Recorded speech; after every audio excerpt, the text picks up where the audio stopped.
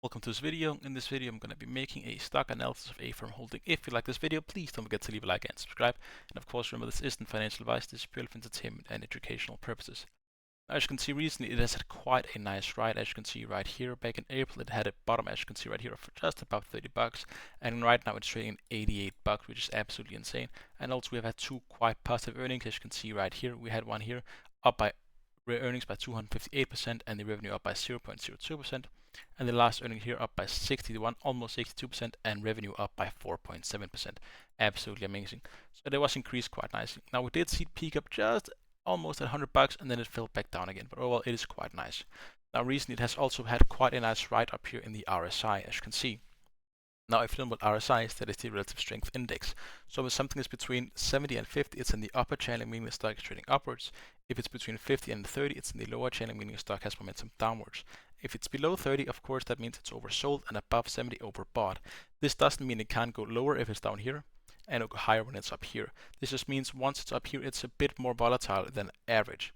Now, this is a very volatile stock, something you should note, because as you can see right here, the beta is 2.57, meaning the stock is 257% more volatile than the average index. Now, something you should note about Affirm as well is just look at the graph. As you can see right here, it has traded a lot higher back in the day. Now, of course, overall, the main volume is below here, as you can see, and this is the volume. This is how many buyers and sellers we have. So a lot is going to be sitting with a nice profit, which we like to see. But as you can see, it has traded quite a lot higher. So the next proper support level we have is up here, and we have to break through is up here at 178. So this is the next support level or breakthrough point we have. So right now, it is just a ride upwards for the stock. It's going to hit this again. Maybe in the future, who's to say? Now, something I do find interesting is that it rose so much and they're making so much money because some of their competitors like Klarna and Square are having quite a lot of troubles with their financial at the moment because you're seeing quite a lot of people who can't pay back on these small loans with the buy now, pay later schemes. Now, if you can see the earnings here, you can see absolutely amazing, up by 289%, up by 258%, and up by 62%. So overall, recently it has just done absolutely crazy. Now, if you look at the overview of the stock, something I do have a bit of a problem with is their debt. They have quite a lot of debt, which is something I don't like in companies like this. But then again, of course, they need to pay the companies that their customers use. Now, over the P's in this race stock is also absolutely crazy at the moment. Just look, the 624 is absolutely crazy, and a PS ratio of 8.5. So right now it is valued very high, which is quite interesting. So I would be a bit careful because this P ratio just really shouldn't be this high. To be honest, I think it's a bit overvalued at the moment. As you can see, the performance is just also increasing better and better and better, and they made revenue, as you can see, 2025 so far, which is nice to see. Overall, the debt here is a bit of a problem for me, and I don't like how many employees they have either. It is simply a buy now, pay later scheme. Of course, I don't know what it takes to run a machine like that, but overall, I do think this could be a bit lower, in my opinion at least. As you can see, if we roll in here and look at the revenue, how they make the money, as you can see, it is an interest in merchant network and gains on sales, card network, and servicing. And they are primarily in the United States, and they are also getting into other countries and Canada as well. But overall, it is primarily in the United States, and this is a bit of a problem in my opinion because we are seeing a huge amount of credit card debt in the United States, and fewer people can pay their loans and are defaulting on them, and that includes loans for companies like Affirm and Klarna and so on and so forth. So I would be a bit careful in this sector at the moment. Now, the performance of the stock, if you go back to 2021, as you can see, we have 4 positive years and 1 negative year. Of course, 2022 down by 89.84%, absolutely insane. Then we have 3 great years, and then not last year, 2023 up by 440%, absolutely insane.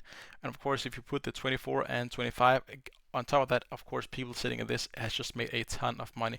If they bought it down here, let's say they bought, we actually need to go further back. If they bought it down here in like 9, so they are sitting at some are probably sitting at 1,000% gain in this stock. So chances are we might see some people taking their rewards home. So that might be also the reason why it dropped so much after it peaked up at about 100. But we should be quite careful in this stock because I don't see it going much higher at the moment. I think it is going to just trade a bit sideways. At least I hope it does that, so we can see hopefully some better earnings, because if they earn more money, then their P ratio will automatically fall lower. Now, the technicals in this stock is absolutely amazing. As you can see, for the day it's a strong buy, and for the month as well it's a strong buy. Because it has just had a nice, just clean ride, and you can see we also had a golden cross here on the 31st of July, so just absolutely amazing.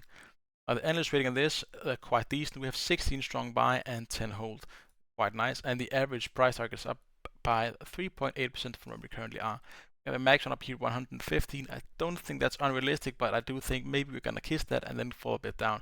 And 64 wouldn't surprise me either, just because, I mean, just again, look at the beta of this stock. It is very, very high. So we should see some huge fluctuations in the stock price, especially now it has risen so much recently. Now the annual earnings list, as you can see, they're estimating to make more and more money on their EPS, and it's the absolute same down here in the revenue. Just look at that. Estimating to make more and more money. Hopefully they do that, and I do think it is quite nice to see so many analysts on a company like this, but overall I do think it's a bit too expensive at the moment unless they start generating more money. If they generate more money, I do think this is absolutely justified. If you like this video, please don't forget to leave a like and subscribe. And of course, remember, this isn't financial advice, this is purely for entertainment and educational purposes. But if you want to see more videos like this, please leave the companies from its analyze in the comment section below.